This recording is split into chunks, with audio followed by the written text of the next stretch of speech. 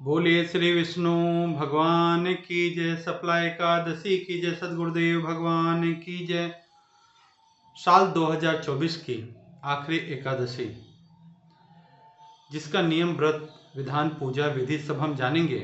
और भगवान श्री हरि विष्णु की कृपा से इस सफला एकादशी का ऐसा पुण्य प्रभाव हो कि आने वाला नया वर्ष हम सभी के लिए खूब मंगलमय हो।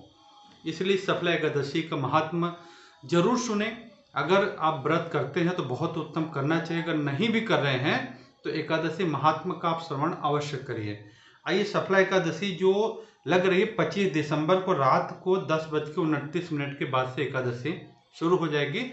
तो 26 तारीख को हमारा एकादशी बहुत बढ़िया रहेगा, कोई समस्या नहीं। पूरे उदया तिथि की एकादशी है और 26 दिसंबर को सुकर्मा योग का भी निर्माण हो रहा है। इस दिन सुकर्मा योग का निर्माण है 26 दिसंबर को। बड़ा अच्छा दिन है जो रात 10:30 तक 26 तारीख को चलेगा। और पारण जो है इसका, एकादशी का पारण का जो विधान है, ये हमारा पारण जो होगा 27 दिसंबर को सुबह 7:17 से लेकर के सुबह 9:16 के बीच में आप व्रत का पारण कर सकते हैं, व्रत पूरा कर सकते हैं। साल की अंतिम एकादशी है, विशेष मंगलकारी फलदायी है और सफला एकादशी है।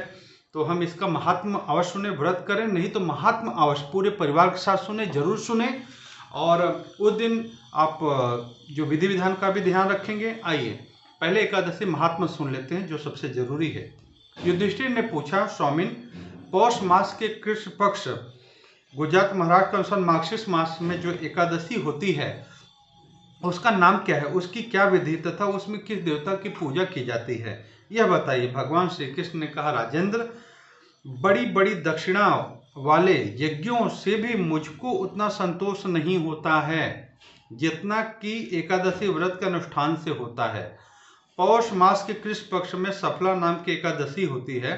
उस दिन विधि पूर्वक भगवान नारायण की पूजा करनी चाहिए।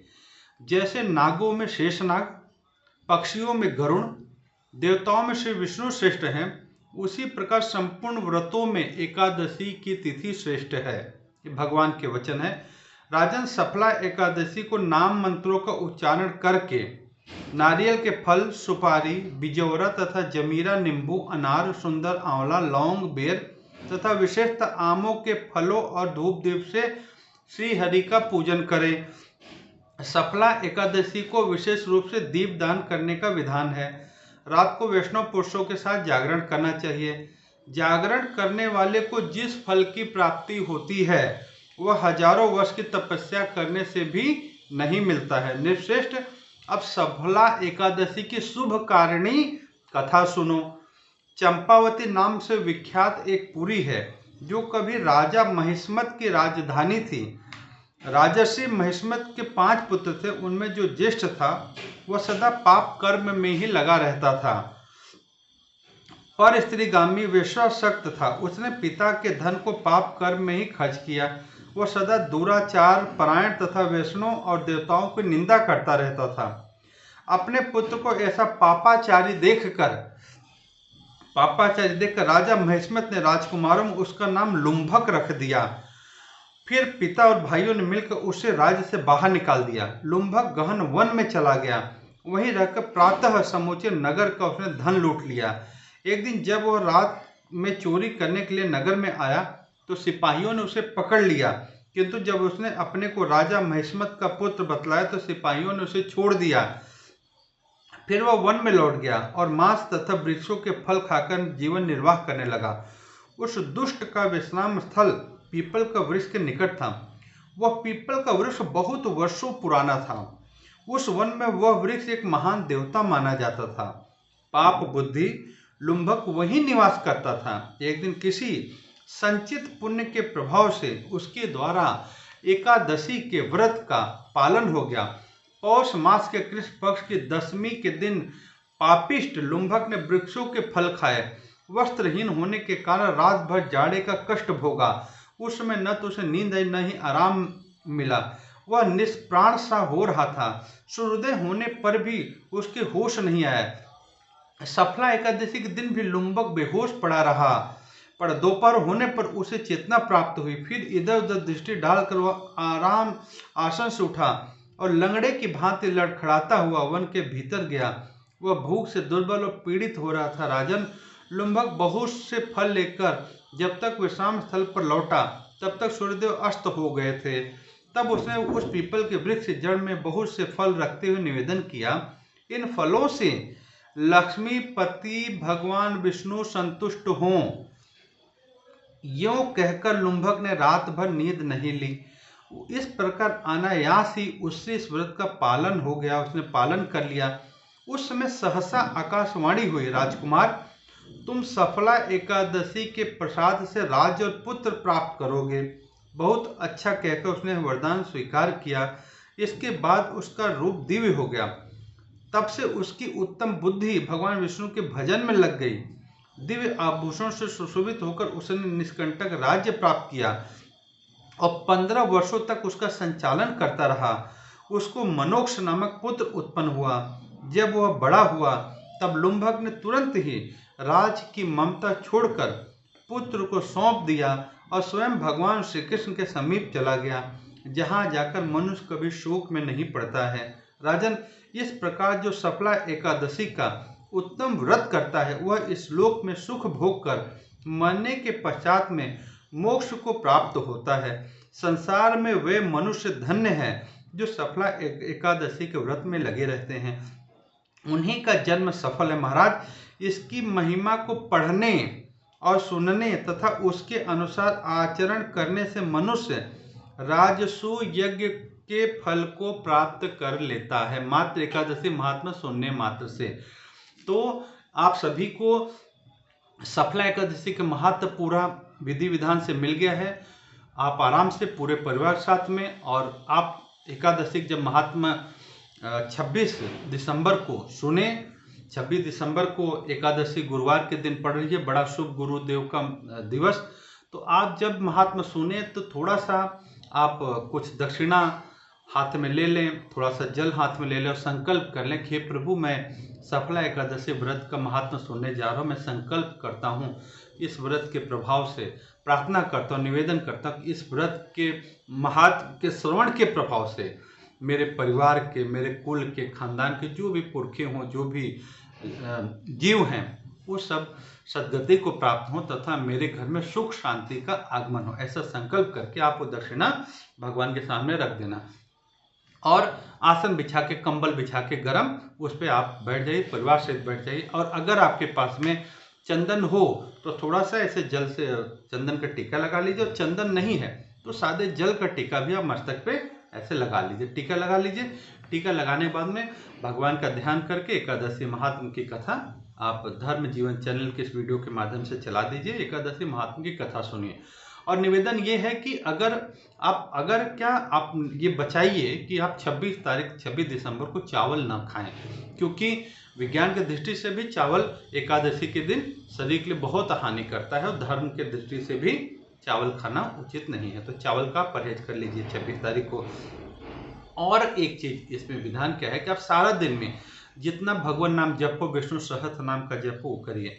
दीपदान, आपने सुना दीपदान का महत्व है, तो सूर्यास्त जब हो जाए तब माँ तुलसी के पास में आप अगर हो सके तो गाय के घी का दीपक जला करके आप वहाँ पे दान करिए। प्रयास करिए कि तुलसी की जड़ के समीप दीपक नहीं चिपका के रखिए। कई लोग भावनावश एकदम करीब रख देते हैं जिससे उनकी जड़ को आंच लगती है, उसका भी ध्यान रखें। कभी भी आप पूजा करें वृक्ष के पास में तो दीपक इस प्रकार उस जिस देवता की जिस वृक्ष की आप पूजा कर रहे हैं उसमें आप अग्नि का दीपक इतना जला के पास में नहीं रखें कि उससे आंच लगे, उन्हें कष्ट हो। तो आप, क्योंकि दीपक की रोशनी ही स्वीकार हो जाती, तो थोड़ा सा अंतर रखें, आवश्यक रखें। ये चीज मैंने देखा है इसलिए ये बता दे रहा हूँ। और एकादशी महारात्रि जागरण का विशेष महत्व है, तो मैं तो हर बार ये कहता हूँ कि जिनकी रात की ड्यूटी है वो इसको व्यर्थ न जाने दें, भगवान नाम जप करते रहें देर रात तक। अगर आपका जागने का काम है तो उसमें ओम नमो भगवते वासुदेवाय, हरे राम राम राम हरे हरे, हरे कृष्ण कृष्ण कृष्ण हरे हरे, कलितारण मंत्र का जप कर सकते हैं, नारायण नारायण का भजन कीर्तन चला सकते हैं। जो गाड़ी चलाने का काम कर ड्राइवर हैं और रात में चलाते हैं तो वो कुछ और चलाने के बजाय उसमें ऐसा अपने मोबाइल में भगवान नाम संकीर्तन का भजन चला दें ताकि वो कीर्तन चल जाए, उनके कानों में पड़े और उनका काम भी एक सेवा हो जाए।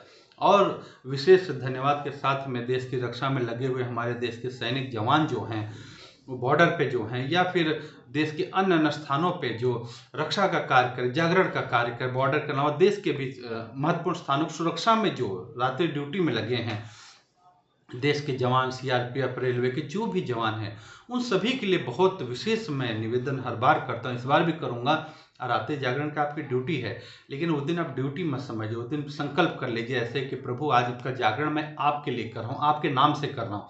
और आप ड्यूटी के लिए जैसे चलते फिरते रहें, उसमें भगवान नाम गाते हुए, गुनगुनाते हुए, मन में जपते हुए, जैसे भी करके भगवान नाम जप का कार्य करिए। जिसका होटल व्यवसाय से दुकान का काम है, जिनका अपने आप रात को 11, 12, 1 बज जाता है दुकान बंद करके सोते हुए, उनके लिए आप सोचिए कि 12 बजे के बाद में आपका 12 बजे तक दोपहर, एक 9 और 12 दोपहर पूरा हो जाता है। तो अगर पूरी रात कोई जागरण नहीं कर पाता है तो 12 बजे तक करता है, 12 बजे के बाद आरती पूजा कर लेता है। तो जो उनका दुकान है, व्यवसाय है, अगर वो सिर्फ मन में ही कह दे कि हे हरि विष्णु, इस सफला एकादशी के दिन का मैं रात्रि 12 बजे तक का जागरण कर रहा हूँ, ताकि मेरा आने वाला 9 वर्ष मंगलमय हो, आपकी कृपा बनी रहे, संकटों से रक्षा हो, ऐसे अगर प्रार्थना करके रात्रि जागरण कर दें। और थोड़ा सा अगर हो सके, अगर 12 बजे के बाद में आप अगर कर सकें ऐसा, तो दीप जला करके ओम जय जगदीश आरती अगर कर ले तो आपकी भावना पुष्ट हो जाएगी। नहीं हो तो मानस में प्रार्थना कर लीजिए। सुबह मैं मानस पूजन कराता ही हूँ, आप जानते हैं 5:30 बजे से प्रतिदिन होता है। लेकिन अगर जाहिर में कर सकें, आप घर में पूजा स्थान, मंदिर में, दुकान में आपने कहीं बनाया है, नहीं तो आप गुल्लक को ही लक्ष्मी के स्वरूप मान के धूप बत्ती दिखाते हैं। तो आप क्या करें कि आरती करके ओम जय जगदीश की आरती 12 बजे के बाद कर लीजिए। जब आप आ रहे हैं या घर पहुंच गए हैं, आप 12 से ज़्यादा हो गया संयोग से, तो उस समय एक छोटी सी आरती करने के बाद आप शयन को जाएं तो विशेष लाभकारी हो। और उद्देश्य यही है कि सबका मंगल हो, सबका भला हो। और नया वर्ष आप सभी के लिए, क्योंकि ये नए वर्ष की आखिरी एकादशी है, तो ये एक तरह से जो ये कह सकते हैं अंग्रेजी माह का जो नया वर्ष लोग मानते हैं उनके हिसाब से। बाकी सनातन का नया वर्ष तो आएगा, आपको पता ही है। वो इतना सुंदर ऋतु में, ऐसे सुंदर मौसम में आता है। फिर भी जो देखिए, अगर किसी मान्यता से ईश्वर की पूजा विधान का हो जाता है, तो उसके निमित्त आप प्रार्थना करके प्रभु से संकल्प करिए। और ये जो जागरण है, ये पूजन है, ये सबके लिए फलित हो। और आप ये जो एकादशी है अंतिम, इसमें आप प्रयास करिए कि बच्चे और घर की धर्मपत्नी पूरे परिवार के साथ में आप बैठ के पूजन सुनिए, संकल्प सुनिए और एकादशी महात्मा सुनिए। और द्वादशी को आपको पारण करना, आप जानते हैं 7 चने के, भुने चने के 14 दाने हो जाएंगे, और फिर वो अपने पीछे ऐसे डाल दीजिए और प्रार्थना करिए कि प्रभु मेरे जाने जाने जो भी जन्मों के पाप हुए हों वो सारे नष्ट हो जाएं, मैं पाप मुक्त हो जाऊं। उसका में 7 चना खा लीजिए, और खाने के बाद में आपका व्रत का पारण हो जाएगा। ये व्रत का पारण जो है सुबह दूसरे 27 तारीख को, मतलब आप कह सकते हैं शुक्रवार के दिन आ जाएगा। तो 7:17 से 9:16 तक का समय आपका व्रत के पारण का भी हो जाएगा। उसके बीच में आप व्रत पूरा कर लीजिए। और ये पारण तो कर ही लिया आपने, नियम हो गया। और फिर वो जो आपने संकल्प रखा है, देखिए सामर्थ्य अनुसार संकल्प रखिए, संकल्प रखिए। अगर उचित दक्षिणा है आपकी, तो ब्राह्मण से कथा सुनने का दक्षिणा दान का नियम होता है, तो अब उसमें से थोड़ा सा केला लेके गौ माता को आप खिला दीजिए, चारा खिला दीजिए, और थोड़ा सा मंदिर में ब्राह्मण को जाके दान दीजिए, दान पेटी में डाल दीजिए। और जो भी है भगवान नाम जप, पूजा पाठ, इसमें दिन बिताइए, ताकि नया वर्ष मंगलमय है आप सभी के लोग। आप सभी को अभी से अंग्रेजी नए वर्ष की धर्म जीवन चैनल की तरफ से बहुत बहुत शुभकामनाएं। भगवान श्री हरि विष्णु सबका मंगल करें, ऐसी शुभकामना सभी को। हरिओम हरिओम हरिओम।